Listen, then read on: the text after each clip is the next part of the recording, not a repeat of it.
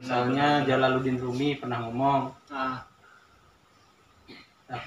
kemarin aku adalah orang yang cerdas karena aku ingin mengubah tatanan dunia menjadi baik.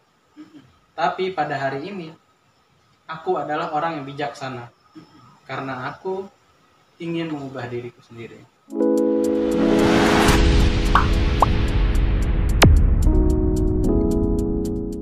Pertanyaan selanjutnya, jadi kira-kira kalau misalkan tadi kan bahwa pemimpin ideal yang diinginkan oleh Islam itu adalah mereka tidak zolim, dan ada beberapa kata kunci lagi tadi itu. Nah, untuk menjadi, ya kan, untuk menjadi apa kira-kira syarat-syarat yang atau proses-proses, katakanlah yang proses sederhana deh, yang mungkin untuk teman-teman pemirsa Media Nalar juga bisa mencerna dengan baik. Syarat-syarat yang harus kita tempuh, yang harus kita lalui di dalam upaya untuk menjadikan diri atau mempersiapkan diri kita sebagai pemimpin yang ideal, yang katakanlah sesuai dengan apa yang diinginkan oleh Islam. Nah, kira-kira gitu. Dan ini sekaligus sangat menarik ya, karena apalagi kita sudah mendekati tahun-tahun politik ini sampai tahun 2024 kan. Jadi nah, barangkali setelah nanti dari percakapan ini teman-teman sudah mulai bisa menganalisa mana kira-kira yang lebih ideal nih. Apakah Ganjar, apakah Anies, apakah Prabowo, sesuai dengan apa yang diinginkan oleh Islam. Kira-kira gitu ya. Nah, kira pertanyaannya gitu. Jadi apa kira-kira syaratnya yang harus kita tempuh lah. Itu. Adapun syarat-syarat atau panduan-panduan yang agama garis bawahi agar bagaimana seseorang bisa menjadi pemimpin yang benar-benar pemimpin sejati, itu diantaranya sebagaimana yang Tuhan firmankan di surat Al-Anbiya kalau saya tidak salah, bahwa waja'alnahum a'immatan yahduna bi amrina wa auhayna ilaihim fi'lal khairat. Kami telah jadikan mereka imam-imam, pemimpin-pemimpin bi amrina, pemimpin-pemimpin yang senantiasa menjalankan perintahku, yang senantiasa memahami ajaran-ajaran yang aku turunkan lewat Al-Quran. Wa auhayna ilaihim fi'lal khairat. Kami telah wahyukan kepada para pemimpin itu untuk melakukan kebaikan-kebaikan. Jadi di sini Tuhan ingin tegaskan bahwa pemimpin itu sejatinya harus memiliki rasa-rasa atau kepeloporan, bisa menjadi panutan dalam kebaikan, sehingga mereka menjadi pusat, menjadi panutan orang-orang dalam berbuat kebaikan. Artinya pemimpin itu harus menyuruh orang, menggandeng orang, mengarahkan manusia untuk menuju kepada kebaikan. Begitu. Artinya bahkan kebaikan yang hakiki yang tentunya yang tertinggi adalah bisa mengajak manusia untuk kenal Tuhannya. Ketika dia bisa mengajak manusia kenal Tuhannya, maka akan terciptalah situasi masyarakat yang baik, yang beradab, yang berakhlakul karimah, bahkan bisa menjadi bangsa yang besar adalah bangsa yang takut sama Tuhannya. Benar. Wah, keren sekali. Berarti iya, syarat yang bisa kita tarik kira-kira yang tadi menjalankan perintah, ya kan, menjalankan perintah-perintah atau berjalan di atas aturan-aturan Islam itu sendiri. Betul. Jadi itu salah satu syaratnya kira-kira, atau syaratnya lah kira-kira ya. Betul. Jadi ini cukup ya kalau sederhana ya cukup universal sebetulnya ya, atau cukup menjangkau ke banyak lini sebetulnya itu. Katakanlah misalkan ketika bicara dalam soal perintah menunaikan sholat. Kemarin juga dulu juga sudah pernah kita bahas soal itu, bahwa sholat ini kan sebagai penyangga moral sebetulnya. Jadi dari situ saja sebetulnya sudah cukup memenuhi syarat ya. Cukup memenuhi syarat untuk menjadi sebagai seorang pemimpin, tapi dengan catatan bahwa tidak dilaksanakan secara normatif, tetapi dilaksanakan sekaligus sebagai sebuah penghayatan. Betul. Atau dihayati. Betul. ibadah yang nantinya karena melalui dari penghayatan itu akan terasa Betul. sebagai penyangga moral lah kira-kira. Kan memimpin itu kan bagian dari ibadah juga. Bagaimana dia bisa menjalankan kepemimpinannya dengan seadil-adilnya, Iya, seamanah mungkin. Nah, itu salah satu syarat juga bahwa pemimpin itu harus memiliki sifat amanah, sifat adil. Karena di salah satu hadis riwayat yang mungkin Bung Raji pernah baca juga bahwa ada 7 golongan manusia yang pada hari kemudian ini dapat naungan dari Allah. Pada hari di mana tidak ada naungan selain naungannya gitu. Salah satunya adalah al-imamu adilun, kata Nabi, pemimpin yang adil. Gitu. Bahkan dalam riwayat lain pemimpin yang adil itu pahalanya ibarat 99 orang yang mati syahid misalnya kan gitu. Dan itu yang dicontohkan oleh Nabi, bagaimana Nabi bisa membangun sebuah peradaban, membangun sebuah masyarakat yang berakhlakul karimah, yang takut sama Allah, yang hidup dengan sangat adil, saling tolong menolong satu sama lain, masyarakat yang satu, dan dari situlah lahir Piagam Madinah, misalnya begitu. Sangat ya, bicara soal ini sangat sesuatu yang sangat ditekankan dalam Islam itu soal keadilan ya, untuk menjadi orang yang adil.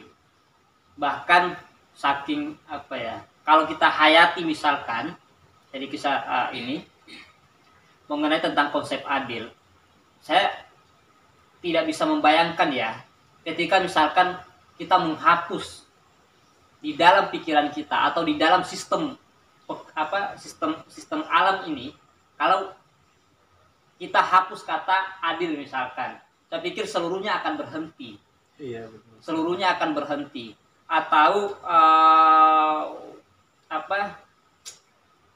ya, karena saya gini kira-kira. Kan ada beberapa nama kan, atau ada beberapa sifat lah yang dilekatkan pada Allah Subhanahu wa taala. Kasih sayang, Maha Pemurah dan seterusnya. Tetapi semua ini, dasar ini, kalau misalkan saya baca dalam pemikiran filsafat Islam, dasarnya itu satu, yaitu berpatok pada keadilan itu, ya kan? Karena dengan melalui keadilan inilah penempatan kasih sayang, penempatan kemurahan hati lah katakan, atau pemaafan itu terhadap kesalahan-kesalahan itu bekerja sesuai sebagaimana mestinya, ya kan? Jadi semangat utamanya di antara sifat-sifat yang ada itu sebetulnya ya, atau yang paling tinggi lah katakan ya, paling tinggi di antara seluruhnya itu adalah keadilan. Kita nggak akan pernah tahu tentang konsep neraka, konsep surga itu semua akan menjadi hilang ketika konsep keadilan ini dihilangkan. Ya kan? Itu sebetulnya konsep neraka, konsep keadilan itu konsep neraka, konsep surga dan seterusnya itu representasi dari konsep keadilan sebetulnya. Bisa kita tangkap kita bisa pahami ke sana sebetulnya. Nah, kita beranjak ke ini nih. Coba kita kontekstualisasikan nih, atau coba kita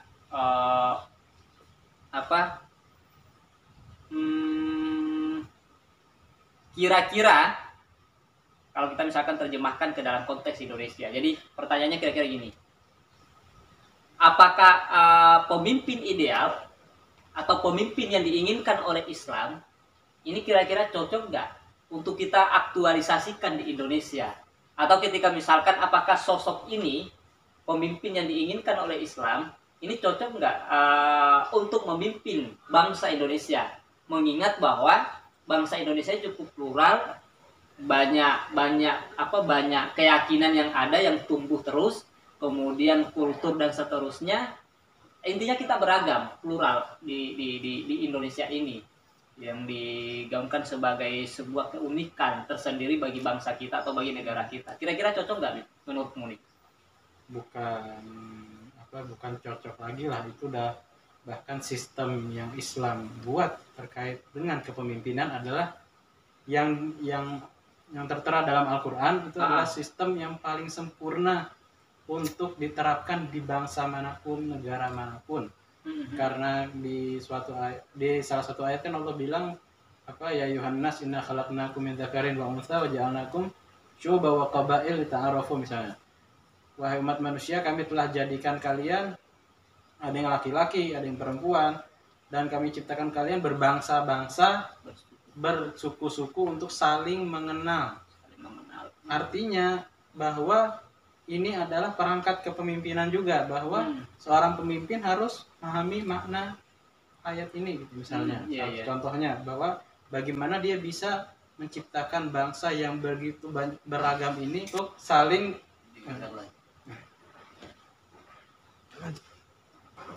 misalnya bagaimana kita bisa membuat negara Indonesia yang plural ini untuk saling mengenal satu sama lain, saling toleran, untuk mengenal sukunya satu sama lain, itu kan ada dalam Al-Quran gitu. Oke.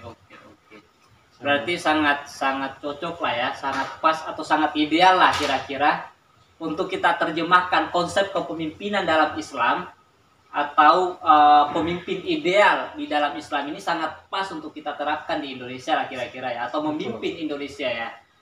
Jadi ya kalau misal banyak kan ya, banyak sebetulnya kata kunci yang sebetulnya bisa meyakinkan kita betapa sesuainya lah kira-kira atau betapa pasnya lah kira-kira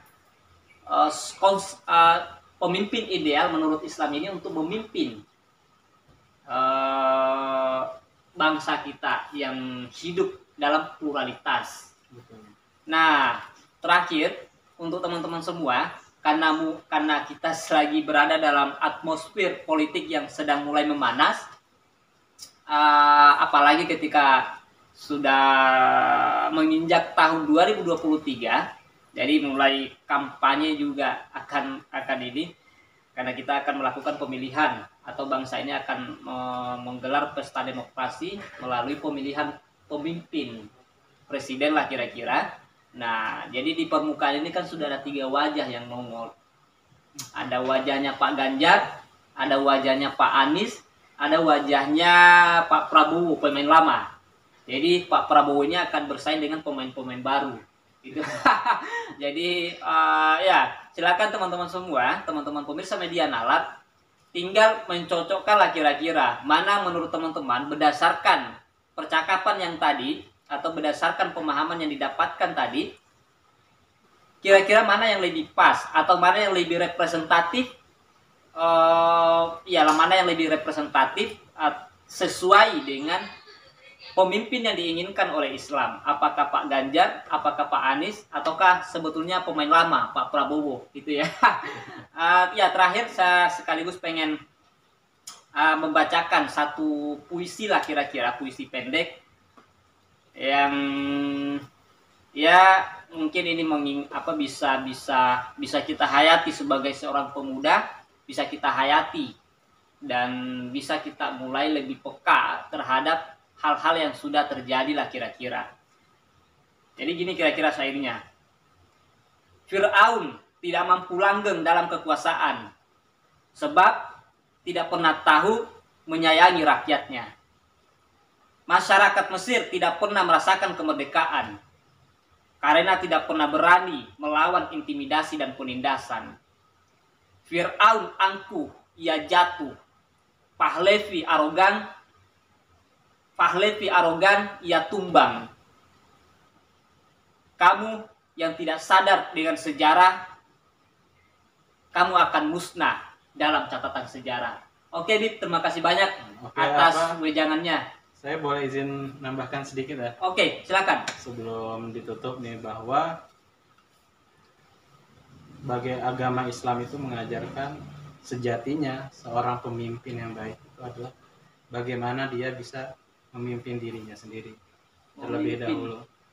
Oh iya. Berarti sebelum ketika sudah mulai meniatkan untuk menjadi seorang pemimpin di masa depan, maka sejak dinilah kira-kira mulai melakukan itu atau mempraktekkan itu. Betul. Melalui memimpin dirinya sendiri.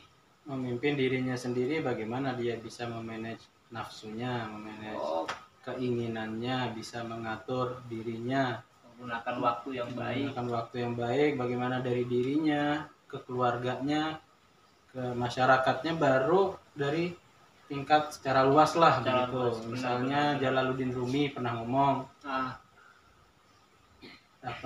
kemarin aku adalah orang yang cerdas karena aku ingin mengubah tatanan dunia menjadi baik. Tapi pada hari ini aku adalah orang yang bijaksana karena aku ingin mengubah diriku sendiri. Wih, Misalnya begitu. keren sekali, mendalam sekali puisi Jalaluddin Rumi, penyair dari timur yang banyak mengilhami penyair-penyair atau juga sekaligus pemikir-pemikir sesudahnya. Yeah. Oke, thank you Bib atas waktunya. Terima kasih banyak dan semoga apa yang disampaikan bisa dicerna baik-baik oleh teman-teman semua yang sedang menyaksikan percakapan ini. Sampai jumpa di lain waktu. Jangan lupa bahagia. Assalamualaikum warahmatullahi wabarakatuh. Waalaikumsalam warahmatullahi wabarakatuh.